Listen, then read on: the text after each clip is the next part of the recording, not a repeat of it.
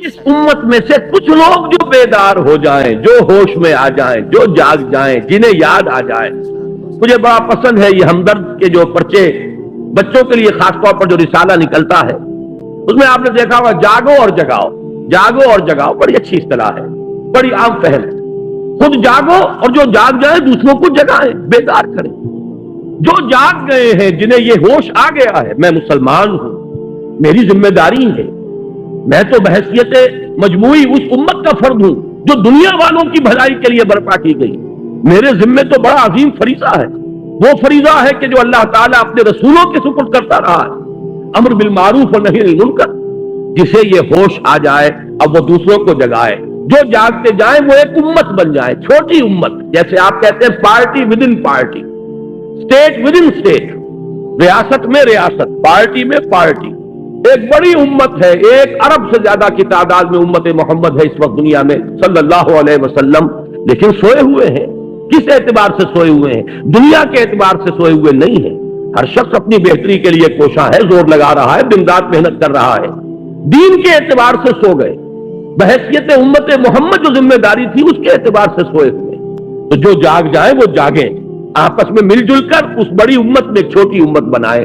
وَلْتَكُمْ مِنْكُمْ أُمَّةٌ يَدْعُونَ إِلَى الْخَيْرِ، تم میں سے ایک امت تو ایسی لازماً ہونی چاہیے جو خیر کی طرف بلائے اور نیکی کا حکم دے اور بدی سے روکے. اور نوٹ کیجئے آخری ٹکڑا اس آیت کا، وَأُولَٰئِكَ هُمُ الْمُفْلِحُونَ، یہ جان لو کہ صرف وہی ہوں گے فلاح پانے والے. یہ سوئے ہوئے فلاح نہیں پائیں گے. جو جاگ جائیں گے اور جگائیں گے اور جو اپنے اس فرض منصبی کو ادا کریں گے، یدعون الی الخیر ویامرون بالمعروف وینہون عن المنکر، صرف وہ ہوں گے فلاح پانے والے. اولئک هم المفلحون. آپ صدق کے دل سے دعا کیجئے، اللہم ربنا اجعلنا منہم، اے اللہ ہمیں بھی ایسے لوگوں میں شامل ہونے کی توفیق عطا فرما. پہلا تمہیدی مضمون میرا ختم ہوا. ذہن میں ٹانکتے جائیے، خلاصہ کیا ہے؟ امت مسلمہ کی غرض تاسیس یا شہادت علی الناس کہیے یا امر بالمعروف اور نہی عن المنکر. اب دوسرا مضمون ہے، اس کے لیے ذرا یہ الٹ لیجئے آخری صفحے پر، چونکہ یہ 2 ورقہ ہے، اس پر میں نے ایک بڑی محنت کر کے قرآن مجید کے 9 مقامات منتخب کیے. ایک مضمون کو واضح کرنا مقصود ہے. وہ مضمون کیا ہے؟ پہلے اس بات کو سمجھیے. بدقسمتی سے ہمارے اس دور میں بہت سے انتہائی نیک لوگ، انتہائی نیک نیت لوگ، پھر یہ کہ دین کے لیے حرکت بھی کر رہے ہیں، جاتے ہیں، گھروں سے نکلتے ہیں، محنت کرتے ہیں، جد و جہد کرتے ہیں، لیکن ایک مغالطے میں مبتلا ہو گئے. وہ مغالطہ کیا ہے؟ کہ صرف نیکی کی تلقین کفایت کرتی ہے، نہی عن المنکر کی ضرورت نہیں. کسی برائی پر تنقید کا کوئی فائدہ نہیں. بھلائی کی تلقین کرو، جب بھلائی پھیلے گی خود بخود جو بدی ہے وہ رفع ہو جائے گی. بعض اعتبارات سے بات بڑی وزنی بات ہوتی ہے. تم روشنی پھیلاؤ، تاریکی خود بخود کافور ہو جائے گی. بھلائی کا پرچار کرو، بھلائی کو پھیلاؤ، بدی جو ہے خود بخود جو ہے وہ ملیا میٹ ہو جائے گی. لیکن یہ بہت بڑا مغالطہ ہے اور دینی اعتبار سے بہت بڑی غلط فہمی ہے، جس میں بہت سے نیک نیت حضرات، ان کی نیت سے پر کوئی شک نہیں، پھر ان کا جو مجاہدانہ کردار ہے، اس کے لیے جو محنتیں کرتے ہیں وہ سب بھی مسلم ہے. لیکن میں یہ چاہتا ہوں آج آپ قرآن مجید کے 9 مقامات کے حوالے سے اس بات کو سمجھ لیں کہ یہ امر بالمعروف اور نہی عن المنکر باہم لازم و ملزوم. میں نے جو اس کا عنوان قائم کیا ذیلی، باہم لازم و ملزوم، ایک گاڑی کے 2 پہیے یا ایک ہی تصویر کے 2 رخ. ایک پہیے پر تو گاڑی گھوم جاتی ہے، 2 پہیوں پر گاڑی آگے بڑھتی ہے. ایک گاڑی کے 2 پہیے، اسی طریقے سے ایک تصویر کے 2 رخ، باہم لازم و ملزوم. اس کو چونکہ بڑی اہمیت کے ساتھ ذہن نشین کرانا مقصود ہے، تو میں نے یہ 9 مقامات قرآن مجید کے نکالے، جس سے یہ ثابت ہو جائے یہ دونوں لازم ہیں، لازم و ملزوم. اور ایک بات میں عرض کر دوں انتہائی ادب کے ساتھ کہ واقعہ یہ ہے کہ اگر میں یہ کہوں کہ قرآن مجید تو یہ 2 چیزیں بیان کر رہا ہے، لیکن اصل میں تو ایک ہی چیز ضروری ہے. تو معلوم یہ ہوا کہ میں نے قرآن پر تان کیا ہے، اللہ کے کلام پر گویا کہ میں ایک یہ نقص نکال رہا ہوں کہ شاید یہ صرف شاعری ہو رہی ہے، لفاظی ہو رہی ہے۔ قرآن ہر جگہ دونوں اصطلاحات کو لا رہا۔ دیکھیے چونکہ وقت کم ہے، اب ذرا ایک ایک کر کے ان آیات کو پڑھیے۔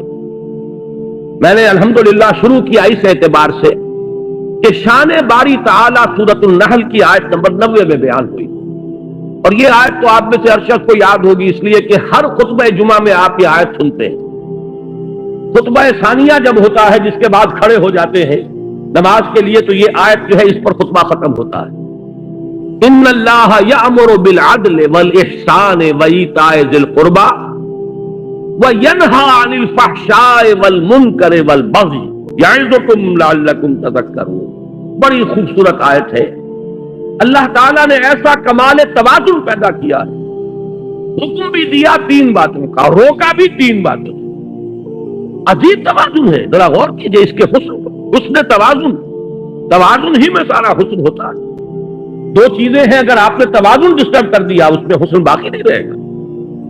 ان اللہ یامر بالعدل والاحسان وایتاء ذی القربى، اللہ حکم دیتا ہے عدل کا، احسان کا اور قرابت داروں کا حق ادا کرنے کا۔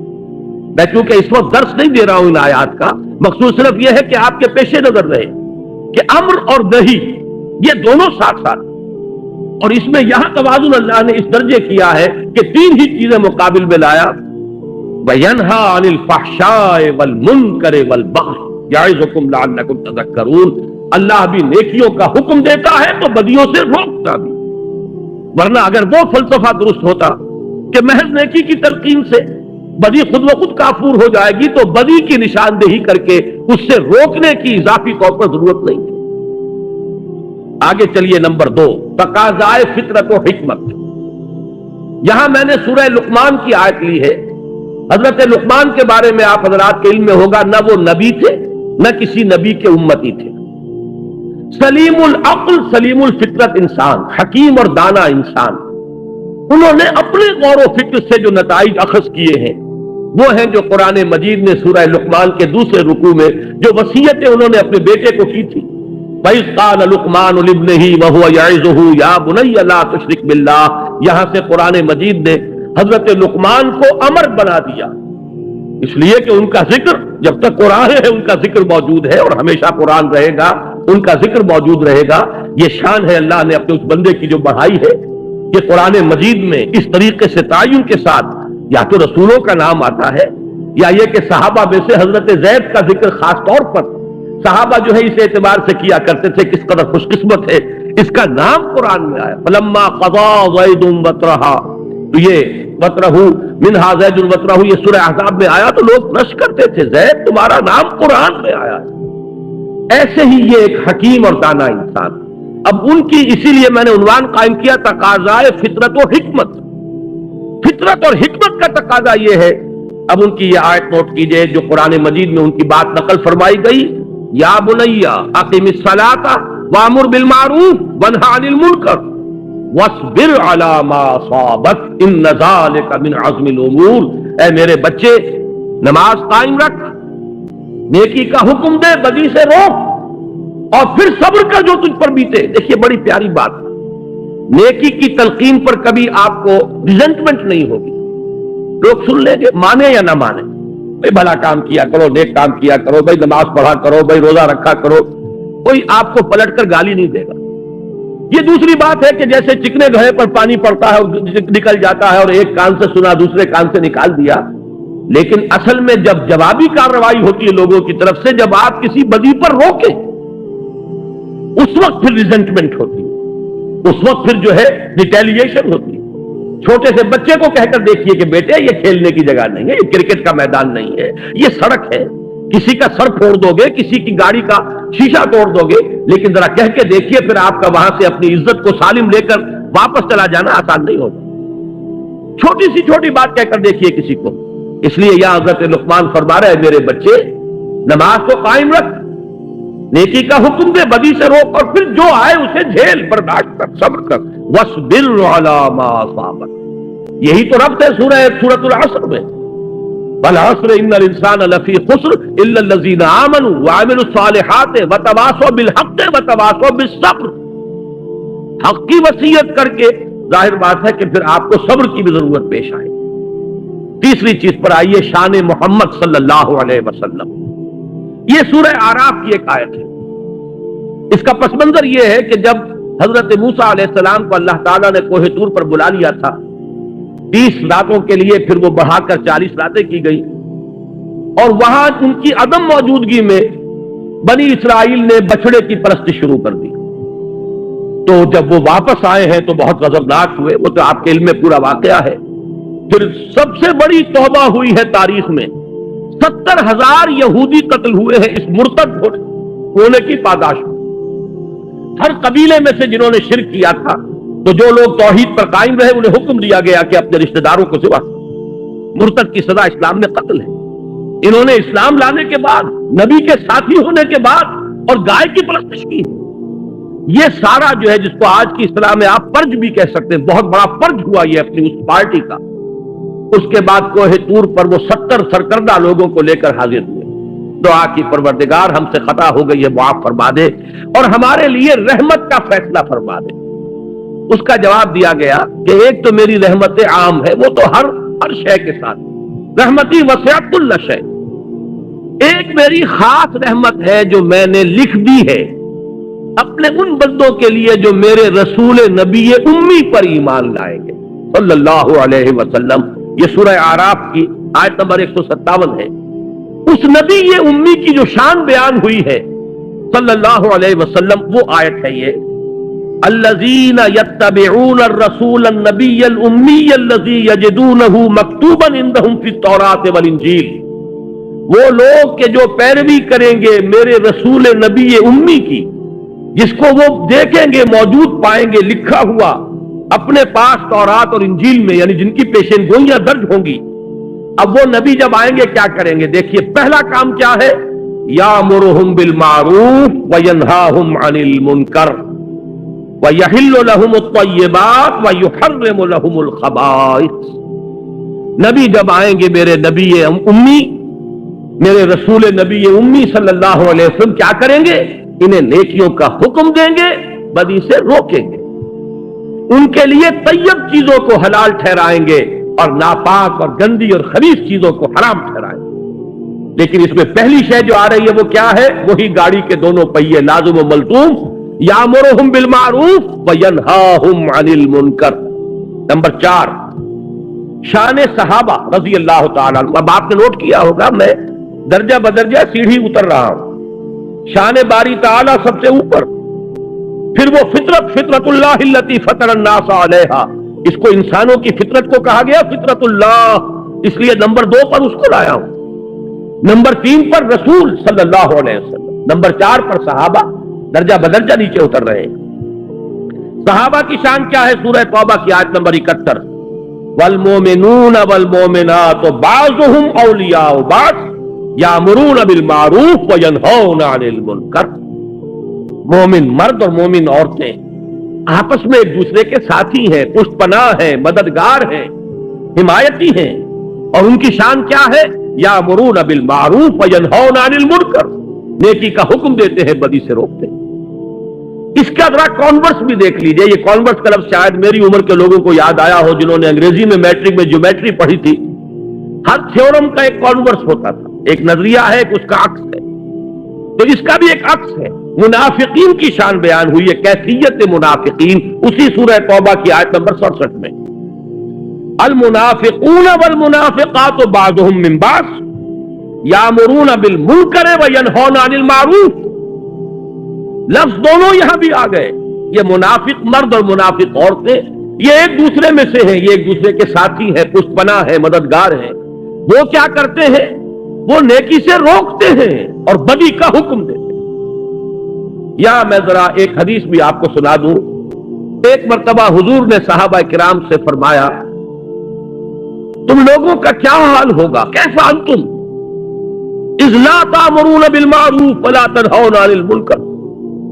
क्या हाल हो जाएगा मुसलमानों तुम्हारा जब तुम नेकी का हुक्म देना छोड़ दोगे और बदी से रोकना छोड़ दोगे।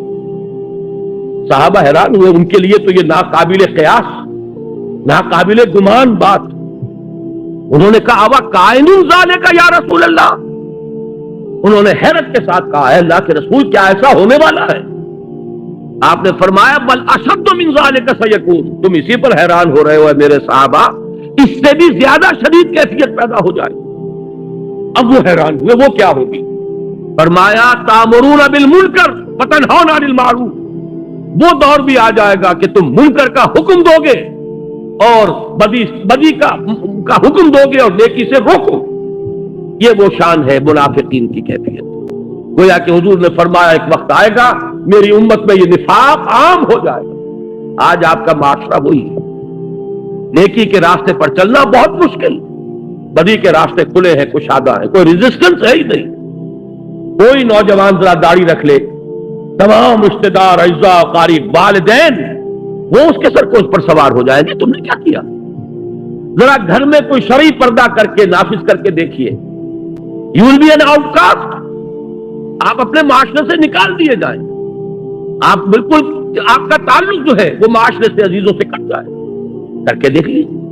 اس لیے کہ حضور نے فرمایا تھا بل اشد من ذالک سیکون، کہ میری امت پر وہ وقت بھی آنے والا ہے کہ صرف یہی نہیں ہوگا کہ نیکی کا حکم دینا روک دیں گے اور بدی سے روکنا جو ہے وہ چھوڑ دیں گے، بلکہ اشد من ذالک سیکون، اور وہ کیا ہے؟ تامرون بالمنکر وتنہون عن المعروف، جو کہ اس وقت منافقین کی شان ہے۔ آگے آئیے، یہ چھٹی آیت میں ابھی آپ کو سنا چکا ہوں پہلے ہی، امت کا فرض منصبی، کنتم خیر امت اخرجت للناس تامرون بالمعروف وتنہون عن المنکر۔ نمبر 7، دور زوال میں امت مسلمہ کے لیے سہ نکاتی لاہے عمل کا نقطہ عروج، یہ 3 آیات جو یہاں درج ہیں۔ میں نے ایک تقریر کی تھی آپ کے اسی شہر کراچی میں ایک مسجد میں آج سے 4 سال قبل، اس پر مفصل خطاب ان 3 آیات کی روشنی میں ایک لائحہ عمل کیا کریں اس حال میں، کس طریقے سے صورتحال تبدیل ہو۔ قرآن مجید تو ہمیشہ کے لیے ہدایت اور رہنمائی ہے، اس نے اس دور کے لیے بھی ہدایت دی ہے، بعد والے دور کے لیے بھی ہدایت دی۔ اس دور زوال میں اگر یہاں سے اب اوپر اٹھنے کے لیے آپ کو لائحہ عمل درکار ہے تو بھی رجوع کیجئے قرآن کی طرف۔ قرآن مجید نے ان 3 آیات میں سورہ آل عمران کی آیات 102، 103، 104 ایک سہ نکاتی لائحہ عمل دیا ہے، جس میں آخری بات وہ ہے جو ابھی میں نے آیت آپ کو سنائی تھی، وَلْتَكُن مِّنكُمْ أُمَّةٌ يَدْعُونَ إِلَى الْخَيْرِ وَيَأْمُرُونَ بِالْمَعْرُوفِ وَيَنْهَوْنَ عَنِ الْمُنكَرِ وَأُولَٰئِكَ هُمُ الْمُفْلِحُونَ۔ پہلا نقطہ یہ ہے کہ ہر شخص تقوی اختیار کرے، دوسرا نقطہ یہ ہے کہ مل جل کر بنیاد مرصوص بنو، قرآن مجید کی رسی کو مضبوطی سے تھام لو، اللہ کی رسی، وَاعْتَصِمُوا بِحَبْلِ اللَّهِ جَمِيعًا۔ اور تیسرا نقطہ ضربہ سلام کیا ہے اس کا؟ وَلْتَكُن مِّنكُمْ أُمَّةٌ يَدْعُونَ إِلَى الْخَيْرِ وَيَأْمُرُونَ بِالْمَعْرُوفِ وَيَنْهَوْنَ عَنِ الْمُنكَرِ وَأُولَٰئِكَ هُمُ الْمُفْلِحُونَ۔ تم میں سے ایک جماعت تو ایسی قائم ہونی چاہیے جو یہی 3 کام کرے اور کوئی کام نہ کرے۔ میں یہاں پر عرض کر دوں کہ واقعہ یہ ہے کہ آج وہ بعد میں تفصیل سے گفتگو ہوگی، ہماری دینی جماعتیں بھی اپنے اصل ہدف سے ہٹ چکی۔ اس وَلْتَكُن مِّنكُمْ أُمَّةٌ، اس کے کرنے کے صرف 3 کام قرآن نے بتائے، خیر کی طرف دعوت، نیکی کا حکم، بدی سے روکنا۔ یہ پاور پالیٹکس میں اپنے آپ کو ملوث کر لینا، کبھی کسی کا پاسنگ بن جانا، کبھی کسی کا ضمیمہ بن جانا، ادھر سے ادھر جو سیاسی اعتبار سے لڑکتے رہ رہے ہیں، یہ در حقیقت اپنے اصل ہدف سے ہٹ جانے کی بنا پر، وہ تیر نیم کش جس کا نہ ہو کوئی ہدف، اپنے اصل ہدف سے، ہمارے یہ جو لائحہ عمل کا جو ہدف ہے اس سے ہٹ چکے ہیں۔ بہرحال اس کے ضمن میں عرض کر دوں کہ وہ جو میں نے تقریر کی تھی، وہ بھائی جمیل الرحمان صاحب، اللہ تعالیٰ انہیں صحت بھی دے اور عمر بھی دے، انہوں نے میری کتنی ہی تقریریں ہیں، بڑا مشقت طلب کام ہے یہ ٹیپ سے اتارنا، اور یہ کر رہے ہیں، کم سے کم میں سمجھتا ہوں کہ 15 برس ہو گئے ہیں انہیں یہ کام کرتے ہوئے۔ میری بہت سی تقریریں ایسی ہیں جو انہی کے ذریعے سے وہ کتابی شکل میں آئی ہیں۔ اسی کراچی میں نے ایک تقریر کی تھی، اسی آیت کے حوالے سے جو ابھی سورہ اعراف کی ہم نے پڑھی ہے، اس میں اہل ایمان کے بارے میں فرمایا کہ وہ لوگ کیا کریں گے، والذین آمنوا بہ وعزروہ ونصروہ واتبعوا النور الذی انزل معہ اولئک هم المفلحون۔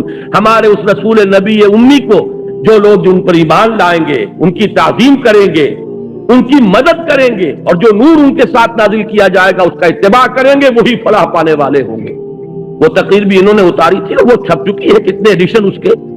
نبی اکرم صلی اللہ علیہ وسلم سے ہمارے تعلق کی بنیادیں الحمدللہ بہت پسند کیا گیا، وہ عوام میں، خواص میں، اس لیے کہ ایک بالکل نقطہ نظر سامنے آیا، یہ وہ مختلف نقطہ نظر کہ آیا صرف درود پڑھ دینے سے حق ادا ہو گیا، یا یہ کہ عید میلاد منا لینے سے حق ادا ہو گیا حضور کا صلی اللہ علیہ وسلم، یا جلوس نکال دینے سے حق ادا ہو گیا، یا کوئی اور ذمہ داریاں ہیں ہماری نبی اکرم صلی اللہ علیہ وسلم کے بارے میں۔ اسی طرح اس تقریر کو بھی انہوں نے اتارا تھا، اور اب وہ بھی کتاب کی شکل میں شائع ہو رہی ہے، لیکن تازہ میثاق جو میں خاص طور پر حکم دے کر آیا تھا کہ اس کو جلدی سے شائع کیا جائے، اور بائی ایئر کارگو میں نے منگوایا ہے، آج اس کے نسخے باہر موجود ہیں۔ یہ کوئی 64 صفحے کا کتابچہ ہے جو اس میثاق کے اندر پورا کا پورا آ گیا ہے، لہذا میں آج اس موضوع پر گفتگو نہیں کر رہا۔ یہ جو سہ نکاتی لائے عمل ہے، آپ میں سے ہر شخص کوشش کرے کہ اس کو میثاق کے شمارے کو لے کر جائے، اور آج ہی رات اسے پڑھ لے، انشاءاللہ وہ محسوس کرے گا کہ یہ ایک ایسی شے ہے جسے بڑے پیمانے پر مسلمانوں کے اندر عام کرنے کی ضرورت ہے۔ قرآن نے ہمیں لاہ عمل دیا ہے، ہم کدھر بھٹک رہے ہیں؟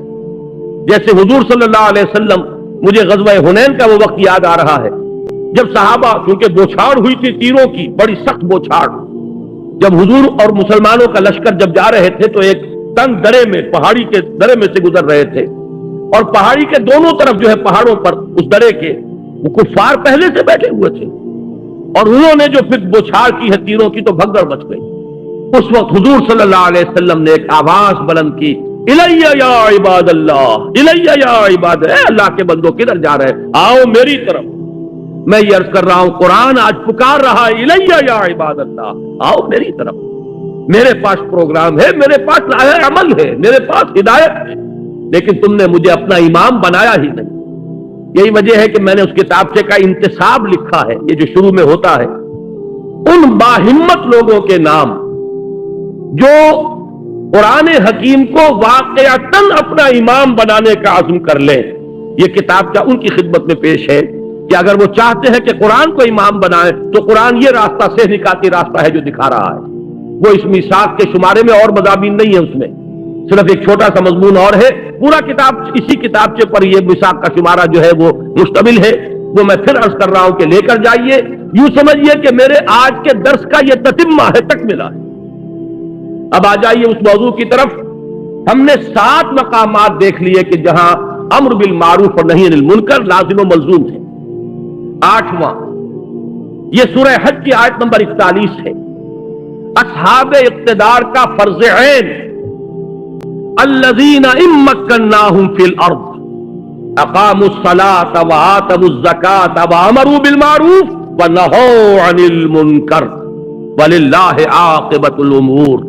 وہ لوگ کہ جنہیں اگر ہم اختیار اور اقتدار اور تمکن فی الارض، حکومت عطا فرما دیں تو وہ کیا کریں گے؟ نماز قائم کریں گے، زکوٰۃ کا نظام قائم کریں گے، نیکیوں کا حکم دیں گے، بدی سے روکیں گے۔ وہی امر بالمعروف اور نہی عن المنکر گاڑی کے دونوں پہیے۔ آخری مقام وہ ہے جو آج آپ نے آیات ابھی سنی عزیزم اسد الرحمان صاحب سے، یہ ہے سرفروش اور جانباز اہل ایمان کے اوصاف کا ذروہ سنام۔ یہ آیات کاش کے پورا کا پورا درس ان 2 آیتوں پر ہوتا۔ اس کا آغاز ہوا ان اللہ اشتری من المؤمنین انفسهم واموالهم بان لهم الجنہ۔ اللہ نے تو اہل ایمان سے ان کی جانیں اور مال خرید لیے ہیں جنت کے عوض۔ جنت چاہیے تو جان اور مال میرے حوالے کر دو۔ جو بھی باشعور صاحب ایمان ہے وہ گویا کہ اللہ کے ساتھ ایک بیع و شرا کر چکا، اپنی جان اور مال اللہ کے ہاتھ فروخت کر چکا۔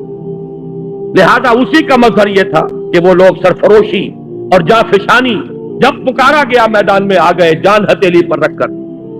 اب یہ جو لوگ ہیں ان کے کچھ اوصاف ہیں جو اگلی آیت میں بیان ہوئے۔ میں پورا آیت کا اس کو ترجمہ نہیں کر رہا، اتنا وقت نہیں ہے، لیکن ذرا نوٹ کیجئے، یہ سرفروش لوگ، فدائین لوگ، اللہ تعالیٰ مجھے اور آپ کو توفیق دے کہ ہم بھی یہ تمنا یہ رکھیں جیسے حضور نے فرمایا صلی اللہ علیہ وسلم، لَوَدِدْتُ أَنْ أُقْتَلَ فِي سَبِيلِ اللَّهِ ثُمَّ أُحْيَا ثُمَّ أُقْتَلَ۔ میری بڑی خواہش اور آرزو ہے کہ میں اللہ کی راہ میں قتل ہو جاؤں، پھر مجھے زندہ کیا جائے، پھر ایک مرتبہ اللہ کی راہ میں قتل ہو جاؤں۔ تو یہ خواہش ہمارے دلوں میں بھی آ جائے، لیکن اس خواہش کے ساتھ ساتھ کچھ اوصاف اپنے اندر پیدا کرنے ہوں گے۔ وہ اوصاف کیا ہے؟ التائبون، العابدون، الحامدون، السائحون، الراکعون، الساجدون، الآمرون بالمعروف والناہون عن المنکر والحافظون لحدود اللہ وبشر المؤمنین۔ پہلا وصف توبہ کرنے والے، رجوع کرنے والے۔ خطا ہو گئی، غلطی ہو گئی، فوراً توبہ کرے، رجوع کرے۔ عابدون، اللہ کے عبادت گزار، اس کے اطاعت شعار، اس کی بندگی کو اپنی زندگی کا اصول بنا لینے والے۔ الحامدون، اللہ کی حمد و ثنا میں مصروف رہنے والے۔ السائحون، لذات دنیاوی سے کنارہ کشی کر لینے والے۔ الراکعون، رکوع کرنے والے اللہ کی جناب میں۔ الساجدون، سجدے کرنے والے اللہ کی بارگاہ میں۔ الآمرون بالمعروف، نیکی کا حکم دینے والے۔ والناہون عن المنکر، اور بدی سے روکنے والے۔ والحافظون لحدود اللہ، اور اللہ کی حدود کی حفاظت کرنے والے۔ وبشر المؤمنین، اے نبی ایسے اہل ایمان کو بشارت دے دیجیے، ان کی کامیابی جو ہے اس کی خوشخبری انہیں سنا دیجیے۔ یہ ضربہ سلام ہے، اس لیے کہ یہاں پر امر بالمعروف اور نہی عن المنکر سے بھی اگلا قدم بیان کر دیا گیا۔ وہ کیا ہے؟ الحافظون لحدود اللہ۔ آپ کے ذہن میں ہوگا کہ میں انقلاب اسلامی کے مراحل کئی مرتبہ بیان ہو چکے ہیں، کتابی شکل میں بھی موجود ہے۔ آخری مرحلہ کیا ہے؟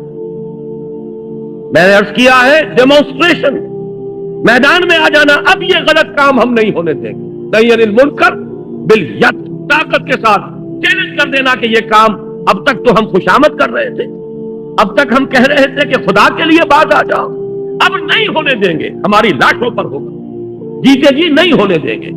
یہ ہے حفاظت اللہ کے حدود کی۔ آپ کو معلوم ہے کہ آپ کی فوج، اس کا مقصد کیا ہے؟ یہ جو ارب روپیہ خرچ ہوتا ہے فوج پر، آپ کے بجٹ کا بہت بڑا حصہ صرف ہوتا ہے فوج پر، کیا مقصد ہے اس کا؟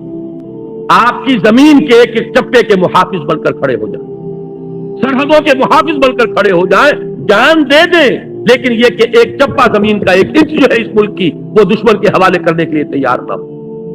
ابھی 16 کروڑ نہیں، تقریباً 20 کروڑ روپیہ جو ہے ایکسرسائز پر خرچ ہو گیا۔ یہ ایکسرسائز کائے کے لیے؟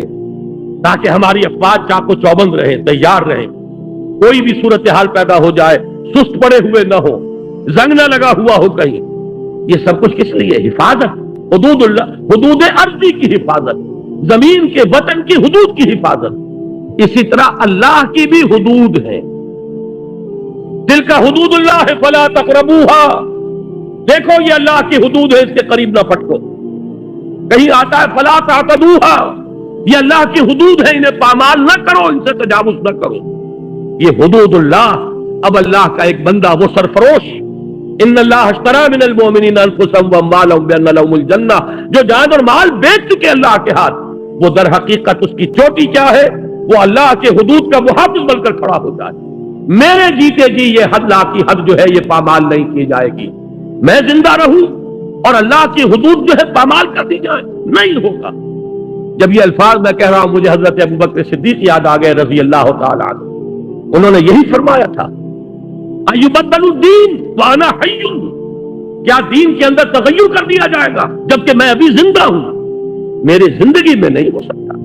جبکہ کچھ لوگوں نے زکات دینے سے انکار کیا تھا، اور کچھ حضرات نے مشورہ دیا تھا، آپ یہ اتنے سارے محاذ ایک دم نہ کھول لیجئے۔ ایک طرف تو مدعیان نبوت ہے، کھلم کھلا مرتد، ٹھیک ہے، ان کے خلاف تو اقدام کیجئے، لیکن انہوں نے کسی نبی کو تو نہیں مانا ہے، کسی چیز کا انکار نہیں کیا ہے، کلمہ پڑھ رہے ہیں، آپ ان کے خلاف جو ہے محاذ نہ کھولیے، اس لیے کہ اس وقت بڑے حالات مخدوش ہیں۔ تو الفاظ کیا تھے ابوبکر صدیق کے؟ کیوں بن گئے وہ افضل البشر بعد الانبیاء بالتحقیق؟ یہ مقام جو حاصل ہوا ہے، ایبدل الدین، کیا دین کے اندر تبدیلی کر دی جائے گی؟ وانا حی، اس حال میں کہ میں زندہ ہوں، نہیں ہو سکتا۔ فرمایا تھا انہوں نے، جب حضرت عمر نے یہ کہا تھا، مشورہ دیا تھا کہ اس وقت حالات ٹھیک نہیں ہیں، آپ ایک طرف جو جیش اسامہ ہے اس کو بھی نہیں روک رہے، روم کے ساتھ ٹکراؤ جو ہے اسے بھی جاری رکھ رہے ہیں، اس دلیل پر کہ حضور نے جو جھنڈا باندھ دیا تھا میں اسے کیسے کھول دوں؟ हुजूर ने लश्कर तैयार कर दिया था कि जाएगा, तो क्या करेंगे, यहां पे कौन मुहाफिज होंगे? उन्होंने फरमाया था कि अगर कोई मुहाफिज न हो, अगर दरिंदे आकर अबू बकर को नोचे, तब भी ये काम होकर रहेगा। इसलिए कि नबी सल्लल्लाहु, मैं अल्लाह के रसूल का खलीफा हूं, उनके जो काम है, उनके मिशन की तकमील मेरा मकसद है जिंदगी, ये है हिफाजत हुदूदुल्लाह। तो ये जो यहाँ 9 औसाफ बयान हुए हैं, अल्लाह ताला हमें इनमें से एक एक वस्फ अपने अंदर जज्ब करने की तौफीक अता फरमाए। अत्ताइबून अल-आबिदून अल-हामिदून अस-साइहून अर्राकिऊन अस-साजिदून अल-आमिरून बिल मारूफ वन्नाहून अनिल मुनकर वल हाफिजून लिहुदूदिल्लाह।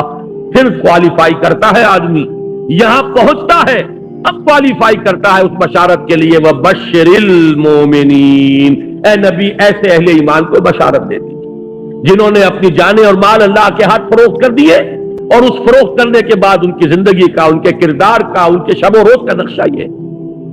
बहरहाल अगरचे इसमें कई दूसरे मज़ामीन भी ज़िम्नी तौर पर आ गए, लेकिन मेरे इस बयान का मकसद क्या था, इस हकीकत को वाज़े करना कि अम्र बिल मारूफ और नही अनिल मुनकर इनसेपरेबल है, इनको एक दूसरे से जुदा नहीं किया जा सकता। ये एक ही हकीकत के अज्जाए ला यनफक है, ला यनफक गैर मुनफक, जिसको अलग नहीं किया जा सकता। ये गलत फहमी रफा हो जानी चाहिए। ये मुगालता जिन्हें भी हैं उन्हें अल्लाह ताला उनको अपने इस मुगालते पर मुतनब्बे और मुत्तला होने की तौफीक अता फरमाए। हमारा काम यही है कि जो बात किताब और सुन्नत से समझ में आती है उसी को हम लोगों के सामने बयान करें और आम करें। बाकी यह है कि लोगों के दिल में और उनके जहन के अंदर उन बातों पर डालना, यह अल्लाह के हाथ में, यह किसी इंसान के बस में नहीं। मैं पहले ही अर्ज कर चुका हूं, नेकी भी है, तकवा भी है, जिद्दोजहद भी है, हरकत भी है, मेहनत भी है, लेकिन एक बहुत बड़ा मुगालता कि सिर्फ भलाई की तलकीन, सिर्फ नेकी की तलकीन, सिर्फ फजाइल की तलकीन के जरिए से सारे मामला दूर सही हो जाएंगे, सारी गंदगियां धुल जाएंगी, ये मुमकिन नहीं है।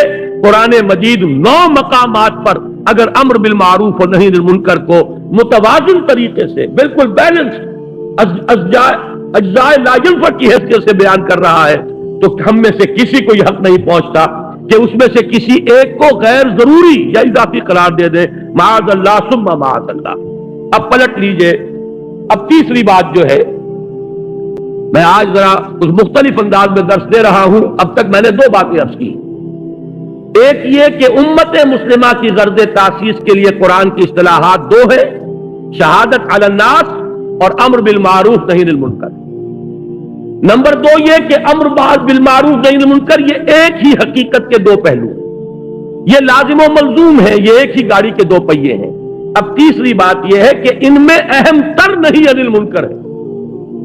अगर अलहदा गौर करना है, और खास तौर पर उलमा और सूफिया और अहबार और रुहबान, उनके करने का असल काम यही, ये मैं चाहता हूं कि अच्छी तरीके से आप समझ ले, इसलिए कि उन्वान मैंने नोट कराया था, उलमा और सुलहा के करने का असल काम और अज़ाब इलाही से निजात की वाहिद राह। इसके ज़िमन में ये चंद आयात का तर्जुमा सुन लीजिए, और फिर ये 3 अहादीसें जो हमें पढ़नी है, बड़ी मेहनत के साथ इसे छपवा कर लाया हूं आपके लिए। बहुत मवाद है इन 2 और आपके अंदर, 4 सफ़े हैं, लेकिन आप जाकर गौर करेंगे ये पूरी किताब का मजमून है जो इसके अंदर जमा कर दिया गया है। लेकिन ये कि आपके पास ये बड़ा हैंडी रहेगा, आपकी जेब में रखा रहेगा, गौर करते रहिए, इन आयात को याद करते रहिए, ये अहादीस हर वक्त आपके सामने रहे, आप लोगों को समझाइए, सुनाइए। और ये अहादीस का अक्स मैंने लिया है और उसको शाये किया है मुकम्मल हवालों और मतन के साथ। अगर वैसे ही तकरीर के अंदर सिर्फ हदीस का मफहूम आ जाए तो याद नहीं रहता, आगे आप बात कर नहीं सकते। देखिए सूरह माइदा में बनी इसराइल पर तनकीद हुई है। बनी इसराइल के बारे में जो भी मेरी तकारीर में शरीक होते रहे हैं, बारहा वो हदीस सामने आई, और आज वो मीसाक के अंदर भी आपको वो हदीस मिल जाएगी कि हुजूर ने खबर दी थी कि मेरी उम्मत में भी वो सारी खराबियां पैदा होगी जो बनी इसराइल में पैदा हुई। यहां तक कि अगर वो गोह के बिल में घुसे थे तो मेरी उम्मत भी घुसेगी, और अगर उनमें कोई बदबख्त ऐसा उठा था जिसने अपनी मां से जिना किया हो तो मेरी उम्मत में भी कोई ना कोई ऐसा पैदा होगा जो ये हरकतें शनी करेगा। उसी के हवाले से जरा बनी इसराइल पर जो तनकीद कुरान ने की है सूरह माइदा में, उसको पढ़िए। فرمایا وَتَرَا كَثِيرًا مِّنْهُمْ، یہ آیات نمبر 62 اور 63 ہے، اور تم دیکھتے ہو ان میں سے بہت سو کو یسارعون فی الاسم والعدوان واکلہم السحت، مسارعت کہتے ہیں ایک دوسرے سے آگے نکلنے کی کوشش، دوڑ لگی ہوئی ہے ان میں، کہنے کو مسلمان، کہنے کو اللہ کے نام لیوا، کہنے کو موسیٰ کے امتی، کہنے کو تورات کے ماننے والے، سینکڑوں نبیوں کے نام لیوا، ابراہیم کے نسل سے، لیکن حال کیا ہے عملاً؟ ترا کثیرا منہم یسارعون فی الاسم والعدوان واکلہم السحت، تین کاموں میں ایک دوسرے سے بڑھنے کی کوشش کر رہے ہیں۔ وہ کیا ہے؟ اسم، گناہ کا کام، حق تلفی کا کام، لوگوں کے حقوق ضبط کرنے اور سلب کرنے کا کام، والعدوان اور زیادتی اور ظلم تعدی، واکلہم السحت اور حرام خوری کے اندر، سود خوری ہو رہی ہے، حرام خوری ہو رہی ہے، جوا ہو رہا ہے۔ آپ کے اس ملک میں جتنے بڑے پیمانے پر جوا ان دنوں میں ہوا ہے، آپ کو معلوم ہے وہ سیور ریفل جو ہے وہ اتنا کروڑوں بلکہ اربوں کے روپے میں، آپ کی حکومت کی ذمہ دار وزیر اعظم، اس نے یہاں تک کہہ دیا کہ یہ ہمارے باقی ٹیکسز ویکسز جو ہے، میں تو وزیر خزانہ سے کہنے والی ہوں کہ سب کو چھوڑو اور یہ دھندا شروع کرو، اس میں جو رقم آتی ہے وہ تو کسی اور کام میں ہم نے دیکھی نہیں۔ یہ کون تھے لوگ؟ وہی مسلمان، وہی محمد کے نام لیوا، وہی وہ ان انعامات کی امید میں جوا کھیلنے والے، وہی لاکھوں لوگوں نے اگر حصہ لیا ہے تو یہ کوئی آسمان سے اترنے والی کوئی دوسری مخلوق نہیں تھی، یہ کوئی ہندو نہیں آ گئے تھے، یہودی نہیں آ گئے تھے، یہی امت محمد صلی اللہ علیہ وسلم۔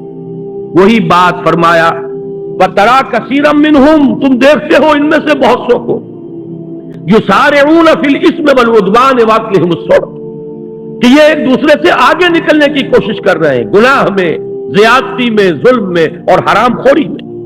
لبئس ما كانوا يعملون، بہت برا عمل ہے جو وہ کر رہے ہیں۔ لولا ينهاهم الربانيون والاحبار عن قولهم الاسم واكلهم السحت، کیوں نہیں روکتے انہیں ان کے علماء اور ان کے صوفیاء؟ یہ نوٹ کیجئے، ربانیون اور احبار، احبار جمع حبر کی، حبر کہتے ہیں بہت بڑے عالم کو۔ آپ نے سنا ہوگا حضرت عبداللہ ابن عباس رضی اللہ تعالی عنہما کو کہا گیا حبر الامہ، امت کے بہت بڑے عالم۔ حبر کی جمع احبار، احبار کہتے ہیں بڑے عالم۔ لولا ینہاہم الاحبار والربانیون، ربانی کسے کہتے ہیں؟ اللہ والے، رب سے ربانی، اللہ والے، یہ فقراء، صوفیاء، صلحاء، یہ ظاہر بات ہے جیسے ہماری امت میں ہے، سابقہ امت میں بھی تھے، علماء بھی تھے، صوفیاء بھی تھے، درویش لوگ بھی ہوتے تھے، بڑے بڑے عالم اور فقیہ بھی ہوتے تھے۔